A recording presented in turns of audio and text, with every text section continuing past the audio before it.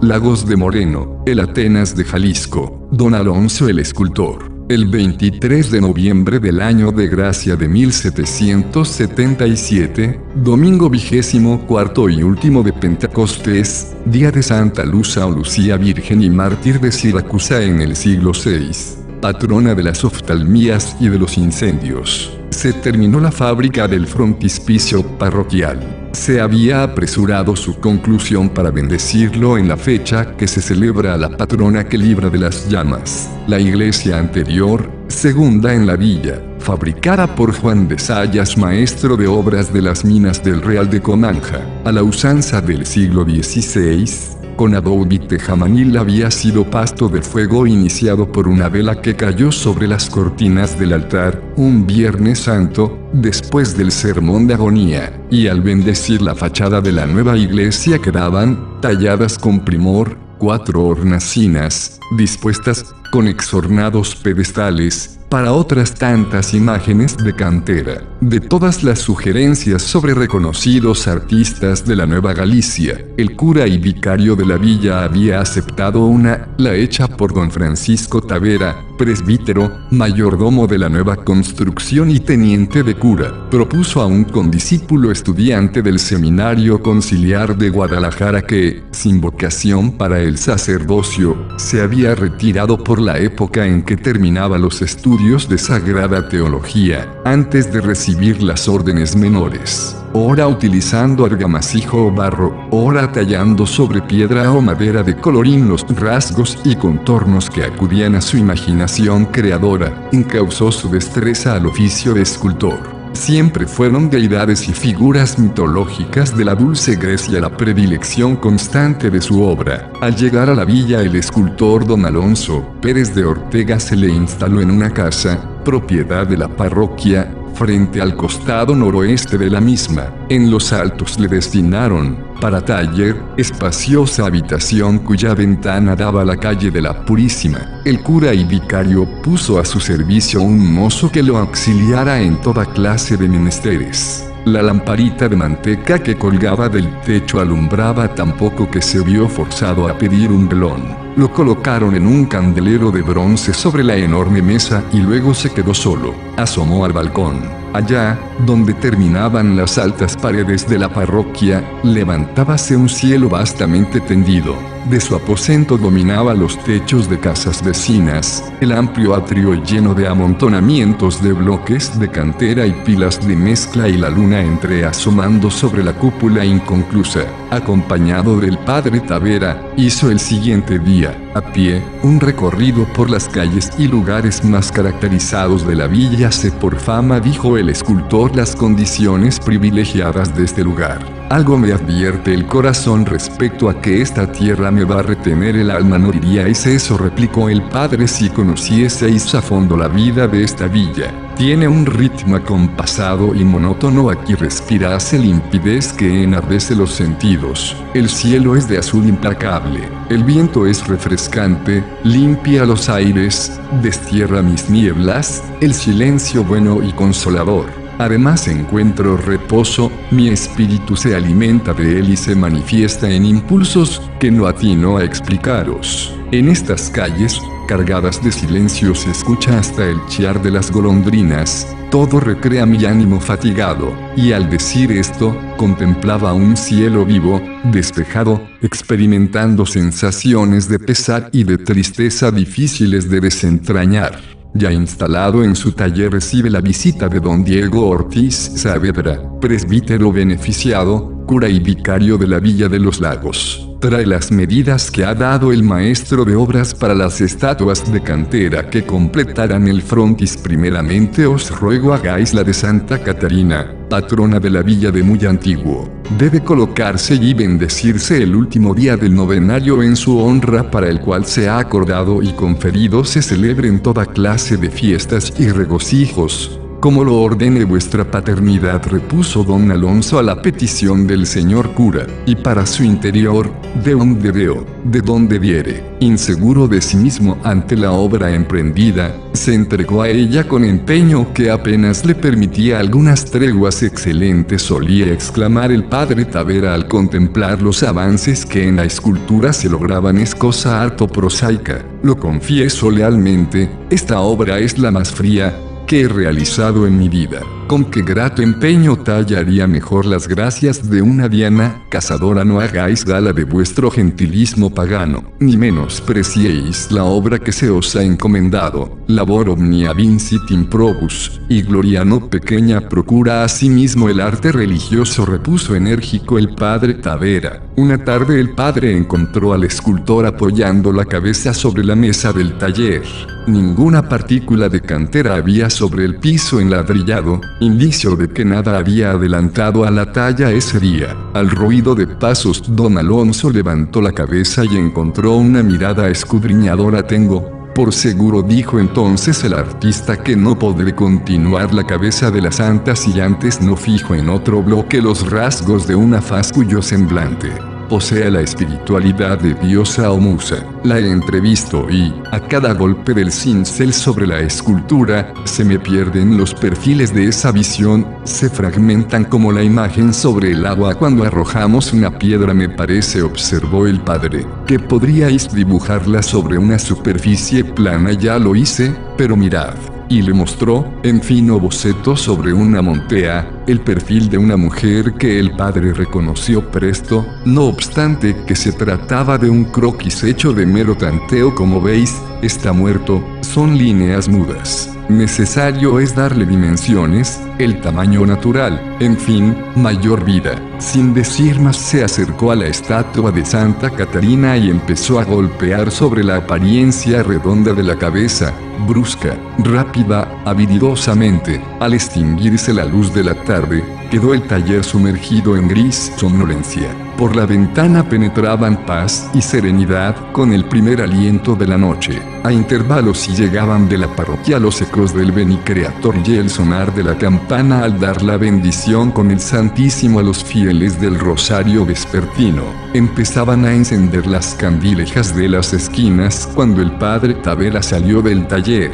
Un desasosiego lo invadía. Conocedor de don Alonso, pensaba en la frase bíblica, qui amat periculum, in illo peribit. ¿Qué os parece?, dijo al mostrarle, días más tarde, la cabeza de la santa a punto de acabarla artísticamente. Paréceme magistral, notable, solo que el original se ha comprometido en nupcias, se va a casar. ¿Quién?, inquirió don Alonso, al comprender que su amigo hallaba semejanza entre lo esculpido y los rasgos fisonómicos de alguna persona. Doña Gertrudis Castro. ¿No lo sabíais? El domingo empezaron a correr sus amonestaciones. ¿Y qué tengo yo que ver con ella?, exclamó don Alonso. No conozco a persona alguna que tenga parecido con la cara de la santa que ahora tallo. Lo juro por mi honor. Alto allí. ¿Para qué hacerse a nuevas? Inútiles que tratéis de aparecer ajeno. Habéis logrado, por lo que a facciones de la cara se refiere, una acabada efigie de doña Gertrudis Castro. Es asombroso. Lo que he tallado no obedece sino a los dictados de mi inventiva. El padre Tavera dijo al salir, cual si dejara caer su incredulidad gota a gota: qué rara coincidencia, esculpir el rostro de una persona sin conocerla. Ya debéis haberla visto. Ignoti nulla Cupido. Todos los días asiste a misa de 6, con su madre. Las veo siempre en el costado, hacia el altar del Señor del Santo Entierro. Permita Dios que ya podáis concluir vuestra obra, que al fin, como dice Horacio, el que ha comenzado, tiene la mitad del hecho. Unos hombres platicaban en el atrio parroquial. La neblina, arrebujándose en las esquinas, bajaba del cerro hacia el poblado. Don Alonso atravesó el atrio envuelto en amplia capa dragona. Hacía mucho tiempo que no asistía a la iglesia. Después de su salida del seminario, había llegado a ser poco afecto a los actos del culto, y no dejó de experimentar vaga complacencia al sentirse de nuevo en el sagrado recinto, apenas alumbrado por flamas que no disolvían la penumbra de la nave. En el altar mayor brillaban los cirios, el murmullo de toses, oraciones y el ronroneo grave del oficiante pronunciando latines. Don Alonso se dirigió al costado opuesto al altar del Santo Entierro y, después de reverente prosternación, volvió la cabeza hacia allá. Su mirada vagó sobre muchas cabezas completamente cubiertas. Ya parecía inútil su búsqueda cuando al fin sus ojos se prendieron a un perfil esbozado bajo negro manto. Ella estaba de rodillas sobre las gradas del comulgatorio. De pronto hubo tal confusión en su cerebro que no atinaba a distinguir bien a doña Gertrudis. Creyó que no precisaba bien los detalles por estar a considerable distancia. Ya empezaban a destemplarse sus nervios cuando, sin deseos de comprender nada, se percató de su belleza. Muy semejantes eran, en verdad, los rasgos a los de la faz de Santa Catalina. A medida que logró examinarla con mayor minucia, cuanta permitían respeto y discreción, pudo advertir que la escultura y doña Gertrudis no se confundían en su cerebro. Eran el mismo tipo, pero no podía ahora comparar las diferencias. Ya vendría en los siguientes días para hacerlo con mayor calma y esmero. Al terminar la misa salió don Alonso derecho al taller para hacer algunos retoques a la obra. Si este bloque de cantera llegara a animarse, decíase, rayando en éxtasis, poseería la desenvoltura y gracia de doña Gertrudis, aunque de seguro no retendría el fuego que adivino en sus ojos, de suyo impresionable y nervioso.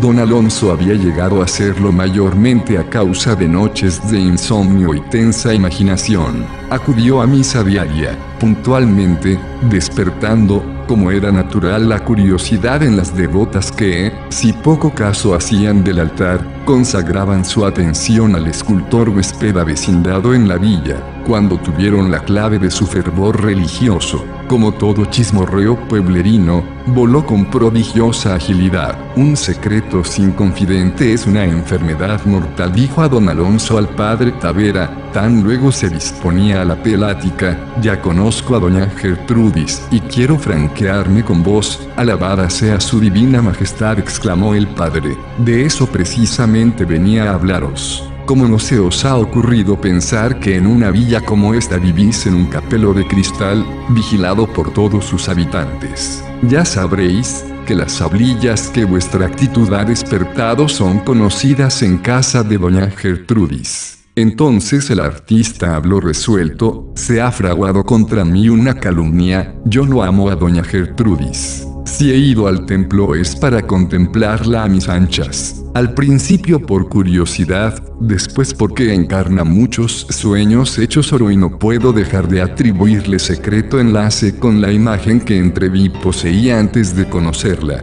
Debo deciros, hubo de pronto un impulso ciego de todas mis potencias gritando, puedes y debes hacer la tuya, mas ahora, resignadas, sin grandes esfuerzos, han abandonado toda esperanza y admiten el eco y el dardo de vuestras palabras. Se ha comprometido en nupcias. Se va a casar, puedo deciros que, con el más extraño estoicismo, alimentó una pasión única en mi vida. Amo a una sombra, ni siquiera a una muerta. Adoro la ficción plasmada en la faz de la santa, y solo nacida de mi inventiva. No amo a nadie más. Nada quiero sobre la tierra y deseo morir si en otro mundo puedo seguirla. Habláis delirando y sin advertir tan grave peligro, exclamó, violento, el padre Tavera, y lo había oído divagar sin caer en la cuenta, al parecer, de su extravío. Luego agregó, tenéis desconcertadas las potencias. Todo es producto exaltado de las nubes de vuestro cerebro, no teméis extraviaros en la persecución cabalística de una quimera indigna de un cristiano. Todo eso me parece falta de juicio. La preponderancia de la fantasía sobre la razón es un grado de locura,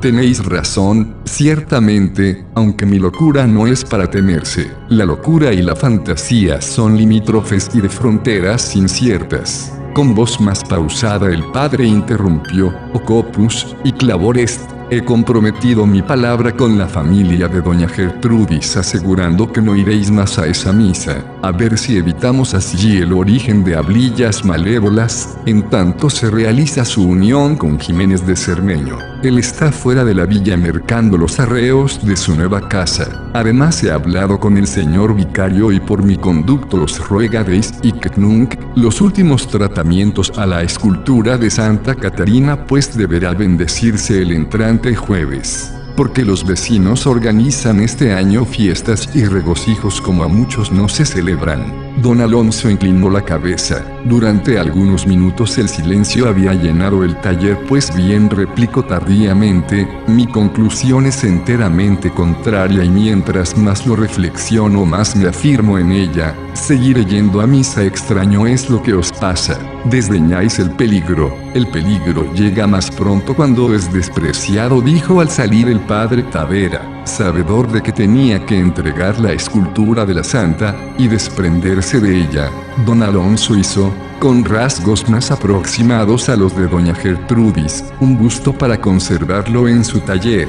La cabeza colocada sobre un cuello esbelto aparecía como el fuste de una columna, y si la cara de la santa poseía feliz parecido con la belleza que guiara y cautivara el corazón del artista, el busto tallado poseía alientos de su propia vida. La primera expresaba firme castidad de adolescencia, en tanto que la segunda esplendía seducciones de mujer llegada al completo desenvolvimiento del alma. Los cohetes y cámaras despertaron a los habitantes de la silenciosa villa el 25 de noviembre. Era la fiesta en honor de Santa Catarina Mártir, elegida por el ayuntamiento desde 1576, en compañía de San Sebastián, patronos y abogados de Santa María de los Lagos. Se celebraba con misa cantada, sermón y procesión, todo muy solemne, con asistencia de la clerecía, todas las órdenes monásticas, las cofradías, el ayuntamiento y un inmenso gentío que invadía las calles, ventanas, balcones y azoteas. En la procesión, por muchas calles regadas de flores y adornadas con macetas y ricas colgaduras, se portó en andas una policromía de la santa, entre repiques a vuelo de campanas en todas las iglesias. El vecindario,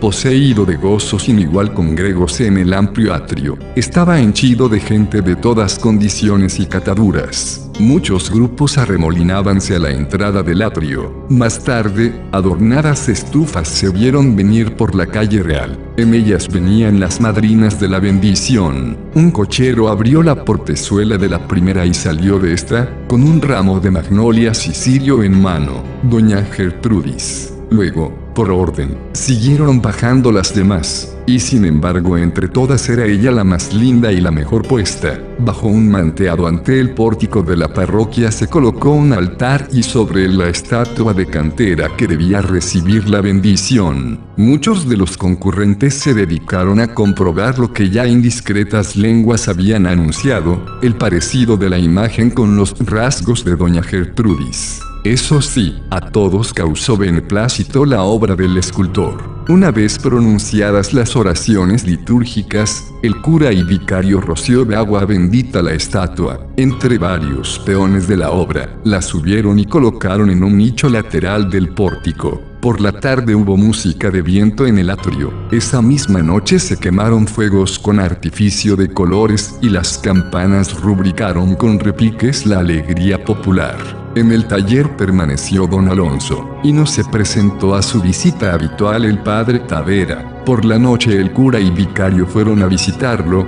expresó la pública complacencia por vuestra obra, díjole alargando discretamente un pequeño saco con onzas. El servicio que habéis prestado a la iglesia y a la villa no puede quedar sin recompensa. Pido a Dios que os dé más mercedes que estrellas tienen los cielos. Después de toser un poco agregó, mañana debéis salir a la vecina villa de San Juan Bautista para un proyecto del párroco vecino. Se ha dirigido a mí pidiéndome vuestra colaboración y no tengo inconveniente en dejaros ir como lo ordene vuestra merced, repuso don Alonso, aceptando una propuesta cuyo objeto conocía. Con verdadera amargura admitió, el desgraciado descansa de una pena en otra pena. Había transcurrido un mes al regresar don Alonso a la villa. Apenas divisó los campanarios y el caserío, lo abrumaron agobio y desazón.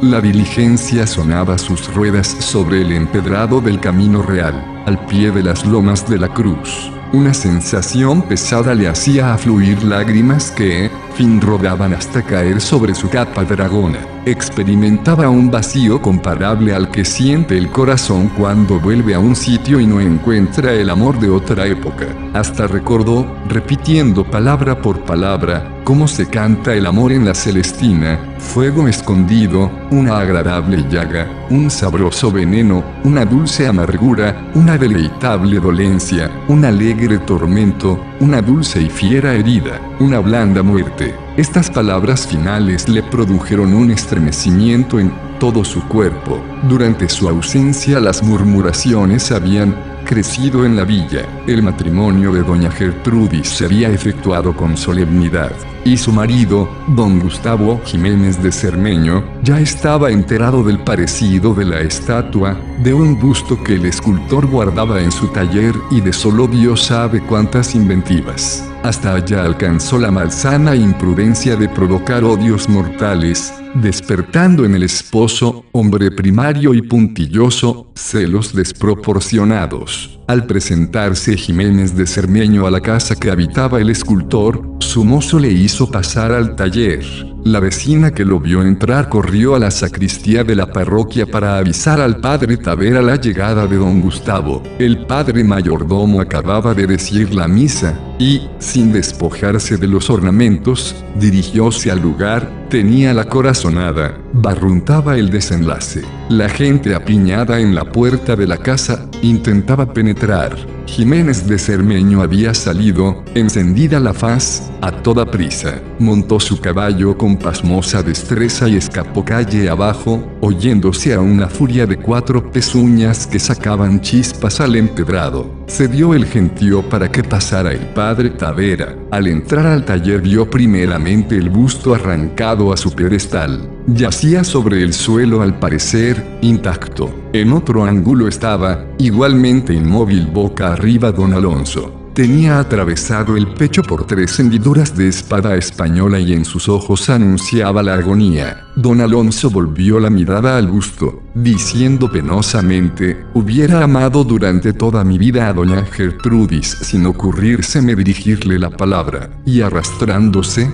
tendió sus brazos hasta alcanzar la efigie. Se oía el murmullo de voces de los curiosos que afuera esperaban conocer el resultado del percance. Al ver la faz por él esculpida, esta le imprimió turbación, y, de lo más profundo de su ser, vino un impulso. Besó la cara con ternura y delirio próximos a la locura. Al aplicar sus labios a la piedra, un estremecimiento glacial circuló por su sangre. Don Alonso, ¿qué es esto? Volved en vos y serenaos, gritó el padre. Luego agregó: amantes, amientes. Aseguraban testigos fidedignos que, al reconocerlo, le dijo en frase cortada: quiero purificar mi vida, soy muerto. Afuera crecía el rumor de la gente impaciente por la espera. Entretanto, el padre cruzaba la frente del moribundo con una huella de óleo sagrado. Murió impenitente, rehusó los sagrados auxilios. Empezaron a hacer correr la voz algunos alarmistas y los chismosos de siempre. Y,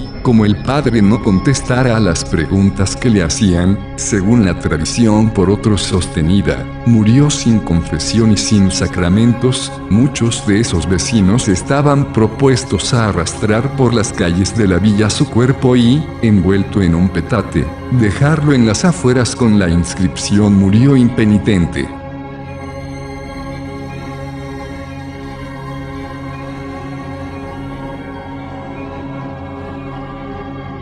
que visitar en Lagos de Moreno, nombrado Pueblo Mágico en 2012, destaca por tener el centro histórico mejor conservado del estado de Jalisco, y es el lugar ideal para conocer la riqueza y costumbres de la vida colonial. Caminar por sus calles y plazas resulta un paseo de arte y cultura resaltando la conservación de su patrimonio, motivo por el cual fue declarada Patrimonio de la Humanidad por la UNESCO dentro del Camino Real Tierra Adentro. La ciudad alberga en su centro los edificios civiles religiosos más señoriales en su mayoría, construidos en los siglos XVIII y XVI, en los que destaca la Rinconada de Capuchinas, la Parroquia de la Asunción, el Templo del Rosario, el Templo del Calvario, el Teatro José Rosas Moreno, Rinconada de la Merced, la Parroquia de la Luz y la Iglesia del Refugio. Importantes casonas como la Casa de Pedro Moreno y Rita Pérez,